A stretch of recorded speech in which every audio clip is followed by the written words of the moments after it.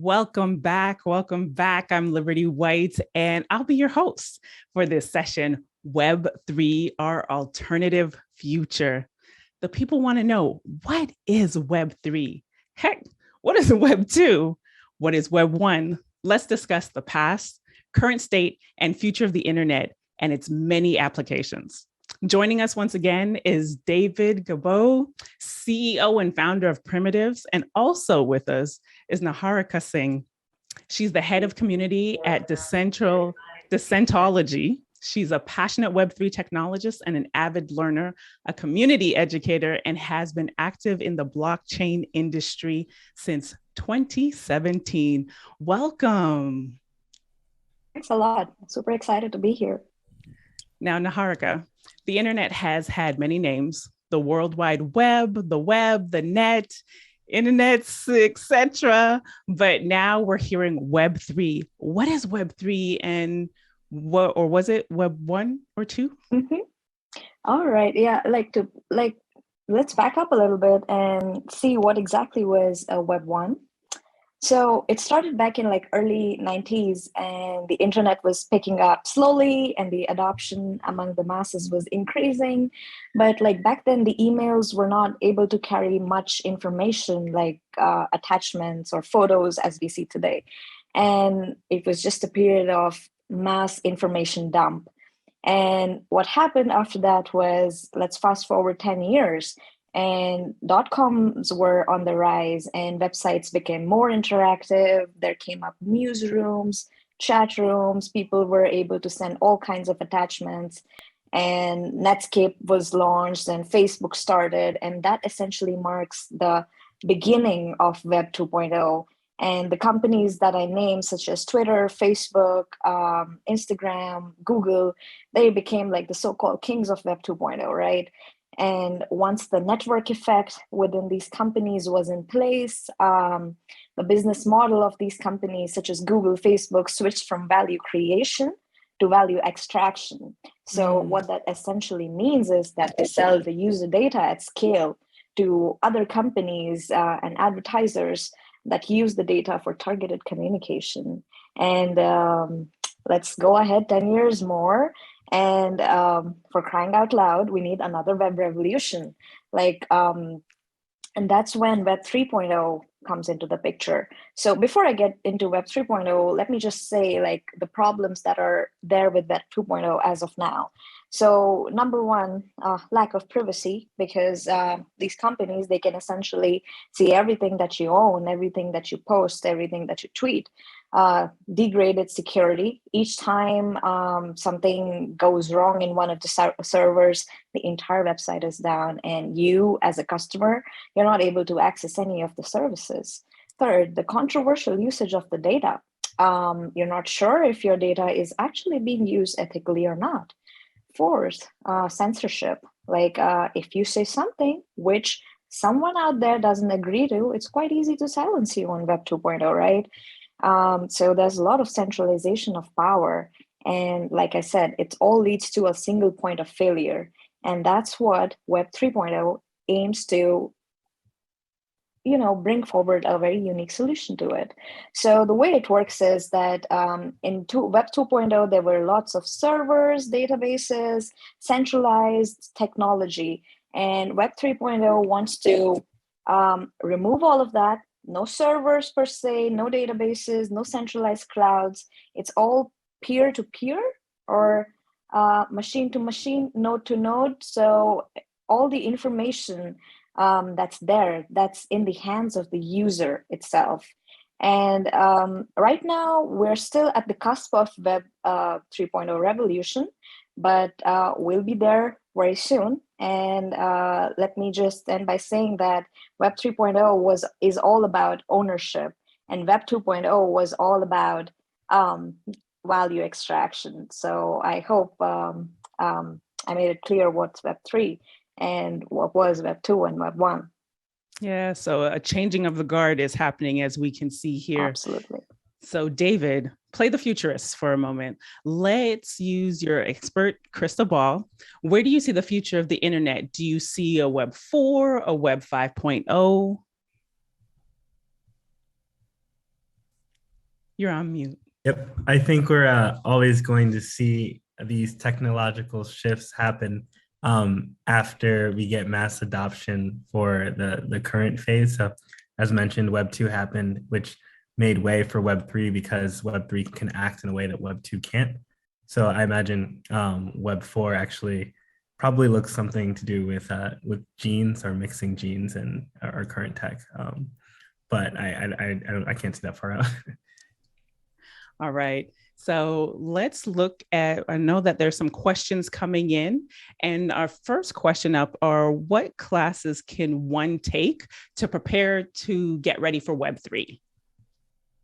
And either one, I'll toss this to you, Niharika. All right. So classes, I would say that most of the universities right now are not very well equipped to talk about Web3. It's still very debatable.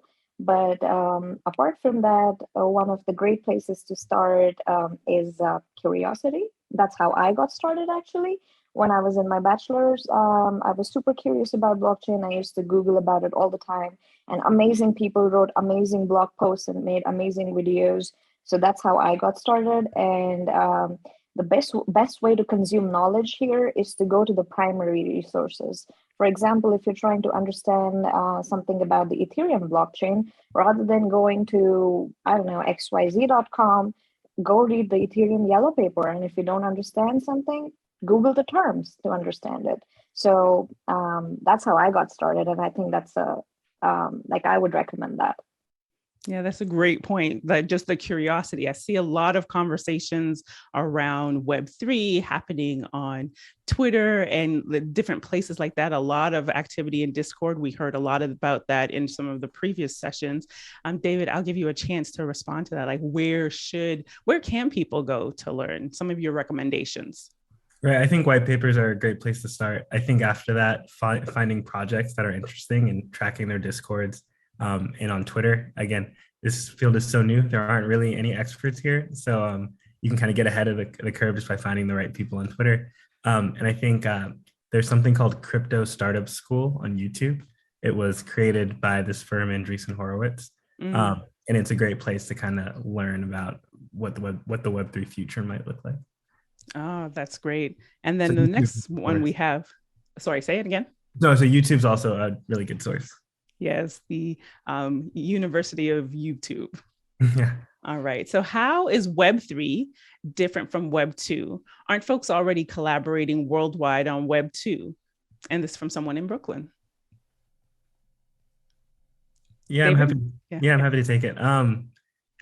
As mentioned before, Web2 was pretty much around user-generated content, and that tended to take place on mobile, but it was users would create stuff and large corporations would own it. Web3 is around asset or users owning their assets. So whether that be a username or potentially your posts or the likes you give, the user controls that, and they can take that identity and bring it to different applications. So imagine if you could log into Facebook or Twitter or Instagram with one single login. That's kind of what Web3 allows you to do with your wallet. You can bring all your assets with you, and therefore those assets can kind of gain value, real value. And Niharika? I would actually reinforce what David said, like Web2 gave birth to the shared economy. Web3 will probably give rise to creative economy. Like Web3, like I said, it's all about ownership. Intellectual property can be tokenized, decentralized. The creator of assets, the owners of the creator of data are actually owner of the data, indeed. And that should happen. Like it's high time now. So that's where Web3 really, really shines from Web2. And let's just take a moment to step back, because especially when I'm even looking at a lot of the conversations that are happening in the Twitter space right now, there's this, let's say, an early romance with NFTs, but Web3 goes it's so much more than just that. How would someone who is like right now, just NFTs, how would they where else can they find more information of the other pillars or say verticals that are involved in this whole space? Niharika? Apart from NFTs, you said that Web3 is the ocean and NFT is just like a small port in it. And the other places you would want to get started are definitely something like decentralized finance. That's popping up a lot. If you want to get a feel of DAOs, decentralized autonomous organizations, if you want to dip your toes in that, this is a great time to actually, get into it. All the people who are so-called experts in the space have actually only started a few months ago. So it's really a great time to build yourself up and explore all these avenues. And David? To mimic that, I think there's a comp in Web3 to anything you're interested in Web2. So whether that be finance or music or social media or security, if you are interested, there's probably something happening somewhere in Web3 and you can kind of figure out where you can be helpful or where you can learn or be supportive. And we've got another question coming in from Alex Bell. And Alex asks, is Web3 existing or is it still just a concept? I think it very much exists, but it's early. And what it means is still being shaped. I think it's up to all of us to kind of build out what Web3 means outside of the tools that, Bitcoin and smart contract chains after gave us. So it's a thing, it's just not mature. And what does maturity look like for this space? Because if we even think about the Web2, it was really like a decade, if not more, of just being in that space. What would you like to see, Niharika, for the maturity of it? I know we're really early, but for it to be like, okay, this is something that is here to stay. Mm-hmm. So, that's a great point, actually. Let me try to make an analogy here. Let's think of automobiles. So people mostly traveled on horseback in the day, but the cars came along eventually. And Henry Ford, his vision was like super grand, but it was like there was like barely any infrastructure for cars, right? There were no roads, there were no highways. And then several years later, we have roads and highways, but then we have new problems like traffic. Like traffic jams actually plague every city of the world, right? So the point I'm trying to make is that infrastructure around Web3 right now is quite weak. So apps right now lack the basic UI UX. People find it very hard to navigate around. And I would say that Web3 would be mature when we, first of all, have mass adoption. We have a good UI UX experience for the users, and people can actually make sense of what's going on. And probably by that time, we'll move on to Web X or 4, 5, whatever. But that's when I think Web3 will truly mature. Okay. And David, did you want to add anything to that? Sure. I mean, I'll just say it differently. I think Web1 was mature when everyone had an email address. Web2 was pretty mature when everyone had a Facebook address. I think Web3 is mature when everyone has a wallet. That's an excellent point there. And you know, Niharika, you kind of touched on something and we've kind of danced around it a little bit, but when it comes to Web3, what are some areas that we as people who are just getting into it need to be aware of, and how do we protect ourselves? Because the whole idea around Web3 is that should be more secure because it is decentralized. All right, absolutely. Like in Web 2.0, we had our passwords and we're not ever supposed to share them with anyone. In Web 3, we have our private keys, which we're not supposed to share with anyone.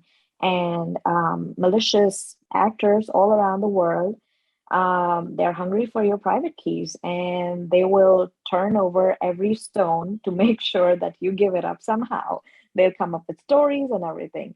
So one of the things I would say to people who are just entering the space is that never ever write your private key or your passwords anywhere online. Even if you're storing it for yourself to remember, don't store it on Google Docs or your Slack or those kinds of things. If it's on the internet, it's available for everyone.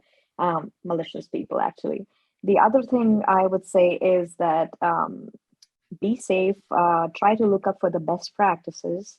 For example, if you own some assets on blockchain, make sure if it's a considerable amount, you don't you store it on a cold storage or hard drive instead of somewhere online. So, but there are like tons and tons of more best practices that I can talk about. But one of the best ones is that try to take things off Web 2.0 corporations as much as you can, so that you're truly immersed in Web3. Can you give us an example of that when you say taking it off of Web 2? Yes, like I mentioned, I know a bunch of people who said, "Oh, Niharika, I want to store my private key somewhere safe. So can I just email it to myself?"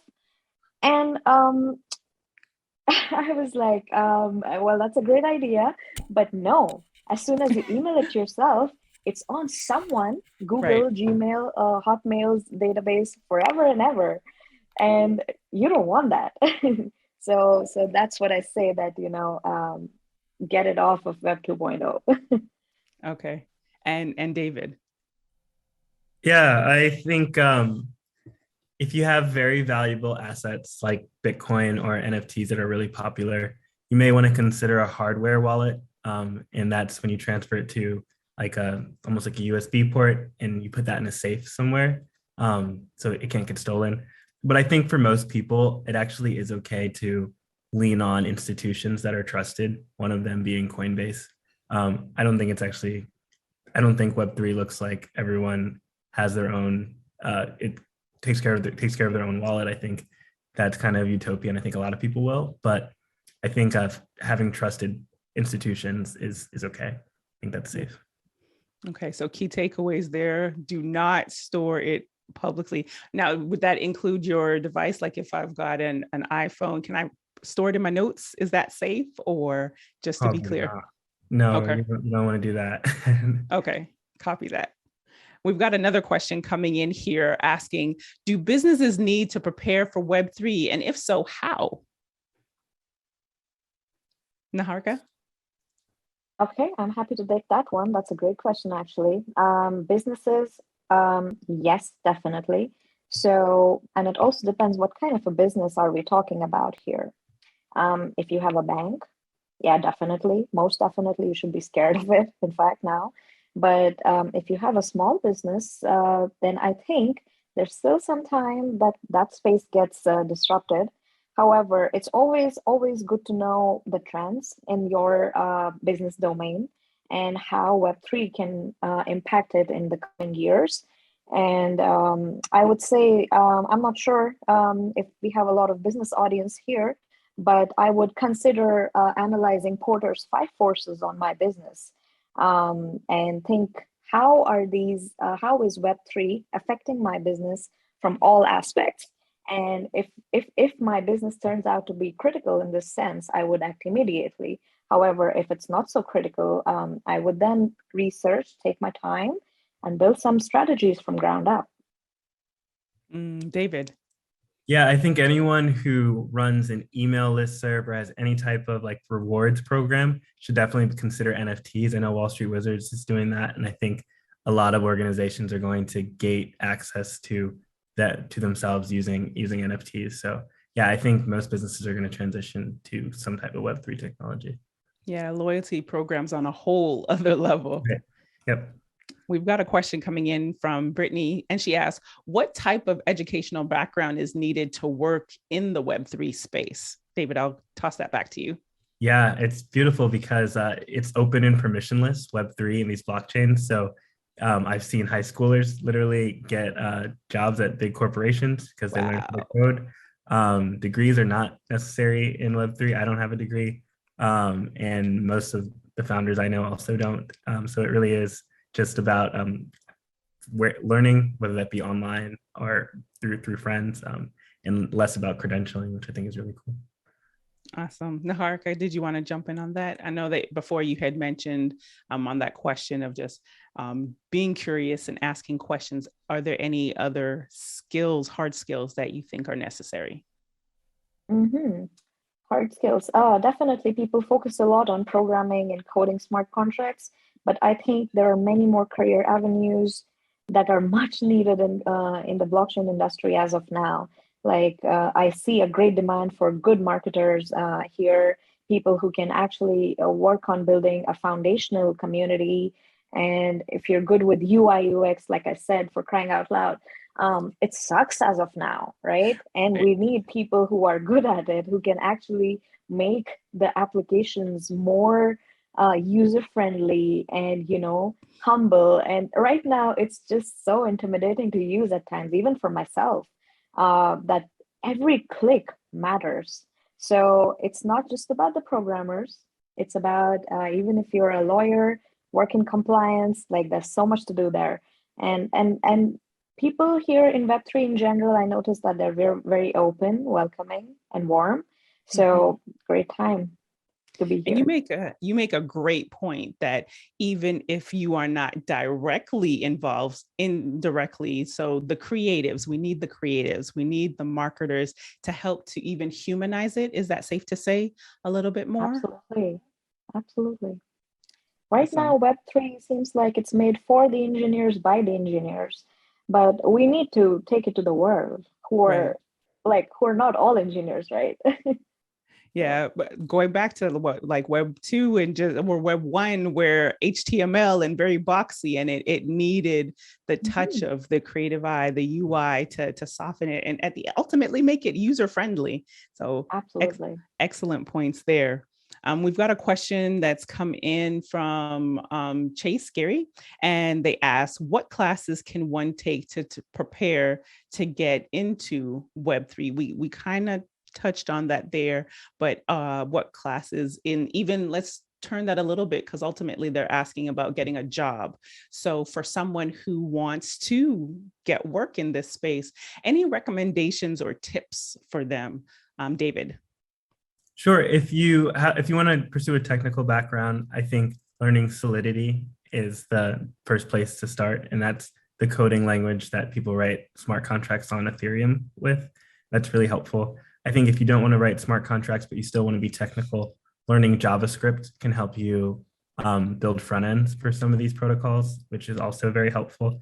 I think the point that was made that is very true, that crypto actually has a bunch of engineers. So if you are a copywriter or a marketer or anything that can help translate the value of crypto to large groups of people, that is all helpful for kind of bringing this thing mainstream. There's room for everybody. Awesome. Niharika? I would say that whatever you want to be, just start doing it. If you want to be a community manager in crypto, just start hopping onto different discords and start talking to people. If you want to be a smart contract developer, start writing smart contracts. If you want to be a copywriter, start writing blogs. So, I mean, that applies to life in general. Whatever you want to be, just start doing it. There's no clear path to it. And especially in Web3, people notice you when you actually do things. And when you do things, you attract that vibe. So that's really strong in Web3. Yeah, so taking action, like stepping out and just starting and building from there. It's an excellent point. The next question we have coming in is from Tamara Watkins, and she asks, small business, e-commerce business owner here, and how do you all recommend getting customers on board with Web3 or NFT, especially if you have a physical product? David. Yeah, I mean, that's a good question. I think it's something that we're all trying to answer now. I think making it super simple for them to either receive your NFT, whether that be through instructions you give or through actual product, is helpful. But I think that's a open question we're still trying to figure out. And that's why we're having these conversations right now, Niharika. Yeah, I partly agree with David here. I mean, it also depends on the product. What exactly is it? But assuming, let's say it's a board game and it's about, it's similar to, let's say, Dungeons and Dragons, and NFTs would make a great fit there, right? Like you have all your powers and strengths and whatnot. So if your product, if it's more towards the creative side of the market, then I think as of now, NFTs are a great way to position it. If your product is very quite similar to, I don't know, finance, then maybe a DeFi element could be very unique to it. But ultimately, it depends on your product. You don't want to force something on your product just to make it trendy. But if there's a fit, then it can be really, really cool. Yeah, and education, and this is why we have this program going on today. Like, education is such a big part. So even educating her customers, or even diving in, because I've seen a lot of businesses where when it comes to them, they're tracking their journey, kind of what was shared earlier, of just as a person trying to get into the space, possibly something along that lines for the business, like, hey, we're getting into, like, following on our journey, and that might be the marketing side of it. What are some of the ways that you have seen businesses getting started in NFTs? David? Yeah. Again, we kind of talked about this loyalty program idea, and I think I have seen the transition there. I've seen a lot of businesses start to accept crypto as payment, which I think is a natural first step. And that kind of helps them bring on users who might have a lot of crypto to spend. I think online businesses could start integrating with some of the naming services, like Ethereum name service. So you can allow users to start bringing their data into Web2 applications too.